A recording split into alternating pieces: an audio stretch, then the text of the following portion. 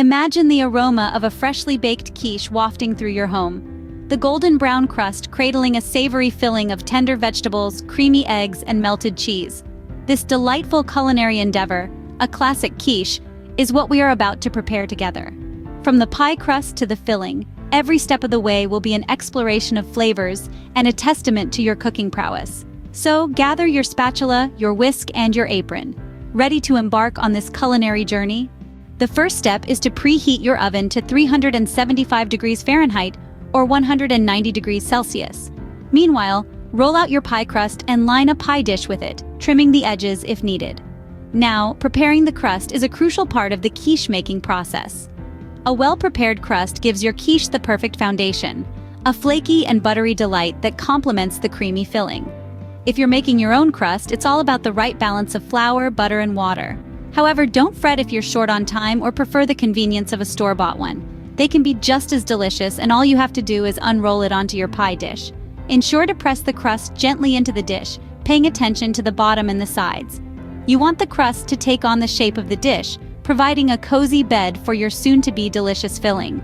With the pie crust ready, it's time to prepare the filling. For the filling, beat the eggs in a bowl and mix them with cream or milk. Season this with salt, pepper, and any herbs of your choice. Now let's get into the nitty-gritty of preparing the filling. We're starting with the eggs.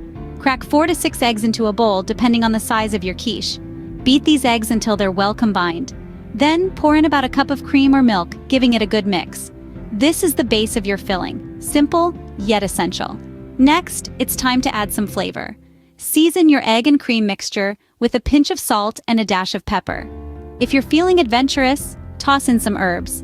Parsley, thyme, or chives could be excellent choices. Mix it all together and your custard base is ready. Let's turn our attention to the meat and vegetables. If you're using meat, like bacon or sausage, make sure to cook it thoroughly and set it aside. For the vegetables, sauté your chosen ones until they're tender. Drain any excess moisture to prevent a watery quiche. Now, it's assembly time. Spread the cooked vegetables and meat if using evenly over your prepared pie crust. Sprinkle a generous amount of shredded cheese on top. Gruyere, cheddar, or any cheese of your preference will do the trick. Now we have a pie crust filled with vegetables, meat, and cheese. It's time for the final assembly. Pour the egg and cream mixture over the pie crust. Now place the quiche in the preheated oven and bake for 35 to 45 minutes, or until it's set and the top is golden brown. And as the tantalizing aroma of your quiche begins to fill the kitchen, here's a quick tip to check if it's ready. Just insert a knife or toothpick into the center.